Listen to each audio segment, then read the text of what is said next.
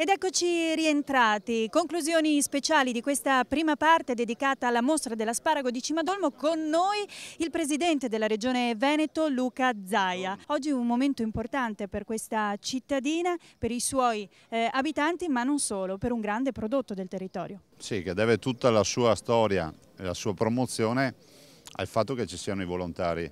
Il grande ruolo del Pro Loco, il fatto che il Veneto abbia una persona ogni 5 che fa volontariato, e questo volontariato poi si traduce molto spesso nella promozione dei prodotti tipici. Basti pensare che abbiamo 350 prodotti tipici nell'Atlante regionale e qui ne abbiamo un'illustre dimostrazione, e questo è il primo prodotto ad esempio che ha avuto l'IGP come asparago in Veneto. Una strada dell'asparago qui che quindi ha fatto un grande lavoro, che lo promuove, che è riuscita anche a mettere in rete per esempio i ristoratori, i primi ambasciatori della trevigianità. Sì, grandi ambasciatori, direi che la promozione del binomio prodotto-territorio, quindi il marketing territoriale vero e proprio, quello reale che si respira nei nostri territori, è quello di pensare che il lavoro dell'agricoltura, quindi del settore primario, si incontri poi con il terziario, che è quello dei servizi, che è quello poi della ristorazione, che è quello del saper pensare che l'agricoltura può fare anche turismo. In una provincia come questa, dove abbiamo 824.000 abitanti e 1.600.000 presenze turistiche. Ecco, un asparago che sta guardando anche i mercati esteri, Giappone in primis, molto apprezzato l'asparago bianco di Cimadolmo,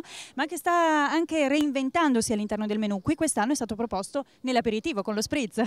Beh, direi che l'asparago ci sta dappertutto, nel senso che noi siamo dei grandi degustatori di asparago, siamo convinti fino in fondo che questo sia un prodotto veramente versatile, che a 360 gradi può trovare e incontrare il gusto del consumatore. Del resto è anche un grande ambasciatore per l'agricoltura della marca trevigiana e del Veneto. Presidente, noi la ringraziamo per essere stato con noi e le auguriamo un buon lavoro. La prima parte di Cronache Trevigiane si conclude qui, adesso un po' di pubblicità e poi linea a Luca Pinzi.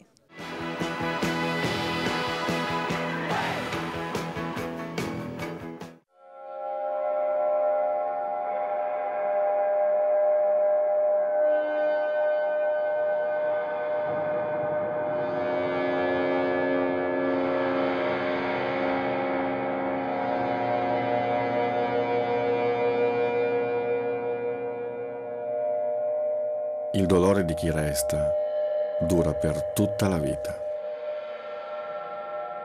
Cerca di volerti bene.